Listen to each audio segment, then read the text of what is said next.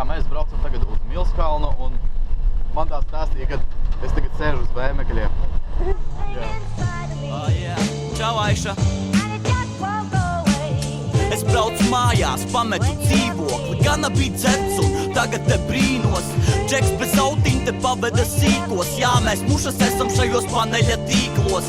Nes kā mirušie te saveda dzīvos, kopš valetas dēls Rīmes sameta bītos.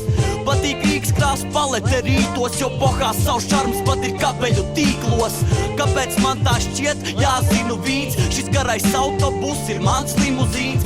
Dziesmu 6 minūšu, man skan 2-3, visi sēdēja gruzīgi, man gan bija smīns. Debesīs mākoņi iet brīzēm pakaļ, izskatās, ka šodien Dievs pīpē atkal. Šķiet, ka nekas traģisks tai krīzē pat nav, bet ja ir to likšu savās rīmēs, tad jau ir vērtības, kas turās ar laiku, pat pēc katastrofas, kā kad burā ar maiku. Zini, pat ja tu sēšies klubā ar Aišu, šī rīta saule ir man tuvākā zvaigzne. Es kā bada māks, it kā bada kāds, melnie kabatās, mākoņi kā karavāns. Rodas sajūt, ka šai vietā kas trūkst, bet es gribu neko nedarīt un vienkārši būt.